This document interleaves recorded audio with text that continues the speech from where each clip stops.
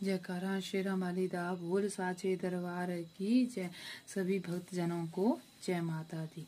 आज मैं दुर्गा सप्तशती का अध्याय नंबर 7 जो हूँ वो आपको सुनाने जा रही हूँ। 7वां अध्याय है चंड और मुंड का वध। महर्षि मेधा ने कहा, दैत्यराज की आज्ञा पाकर चंड और मुंड शतरंगिनी सेना को साथ लेकर हथियार उठाए हुए देवी से लड़ने के लिए चल दिए। हिमालय पर्वत पर पहुंचकर उन्होंने मुस्कुराती हुई देवी जो सिंह पर बैठी हुई थी देखा। जब असुर उनको पकड़ने के लिए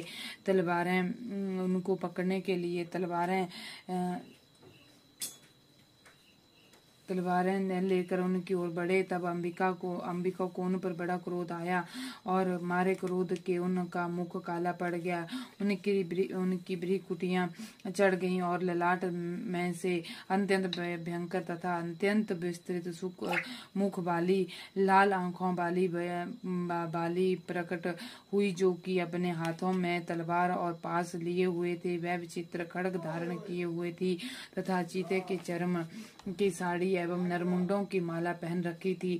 उसका मांस सूखा हुआ था और शरीर केवल हड्डियों का ढांचा था, जो भयंकर शब्द से दिशाओं को पूर्ण कर रही थी। वह असुर सेना पर टूट पड़ी और दैत्यों को भक्षण करने लगी।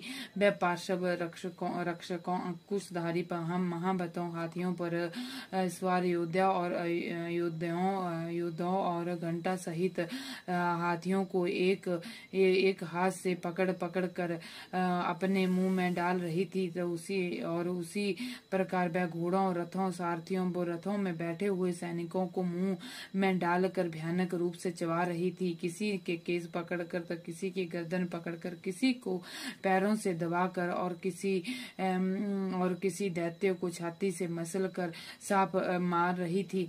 वह दैत्य के छोटे हुए बड़े शस्त्रों को मुंह में पकड़ कर